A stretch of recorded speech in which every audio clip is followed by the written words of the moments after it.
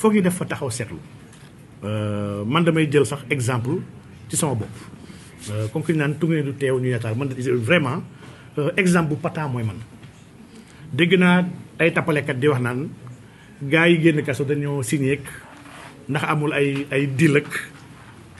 bon man Cap Manuel laa jóge prison Cap Manuel laa def 10 mois def 1 mois Rebeuss ndax dañ may jàpp Rebeuss lañu ma njëkk a yóbbu ma fàttali circonstance ma jàppee ñun dañoo def conférence de presse man Dame Mbodj Clédor Sène ñu toog am waxtaan ci dëkk bi ci jamonoy mars ndax dëkk bi mu ngi nekkoon ci situation bi nga xam ne wax dëgg yàlla en tant que ay sentinelle en tant que ay citoyens parce que ñun nous sommes des citoyens xam ne dëkk bi daf ñoo defal lépp ñun dëkk bi daf ñoo jàngal faj ñu jox ñu liggéey ñu fiy tedd ak suñuy njaboot ñun on doit tout à ce pays donc dëkk bi ci lu mu mën ci nekk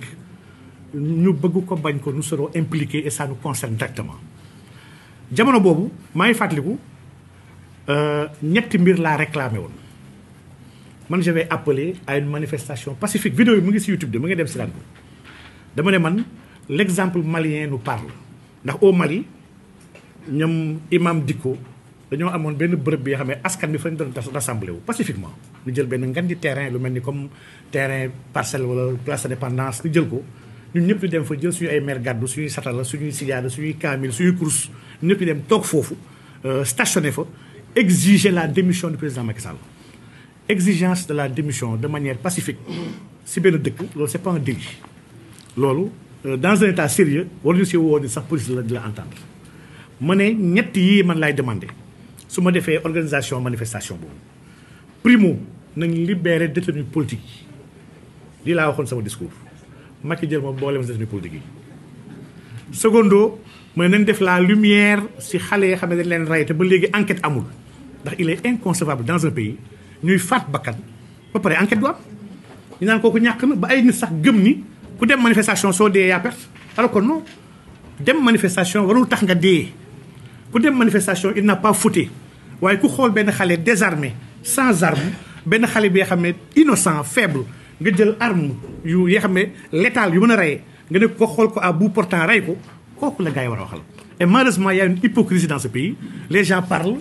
de xale yi ñoo war a génn xale yi waruñoo génn xale yi dans tous les pays du monde ñuy génn est-ce que dans tous les pays du monde ñu ngi rey xale yi la réponse est non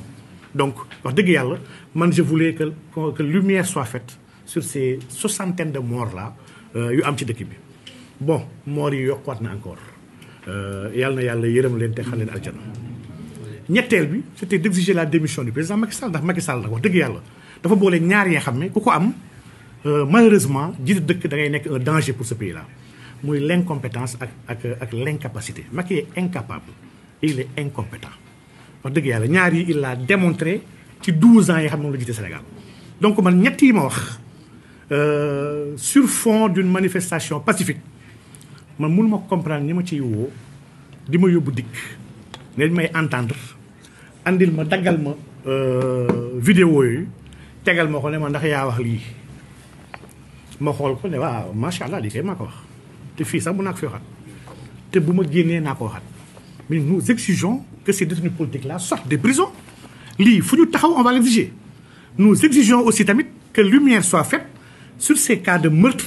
ces cas de torture ak lépp li nga xam ne Sénégal moo signé ay convention ku dem xool le pacte international sur les droits civils politiques et cetera article 6 7 8 9 mais Sénégal moo ko signé dugal ko ci préambule constitution am ne man lii gëm naa ko doxal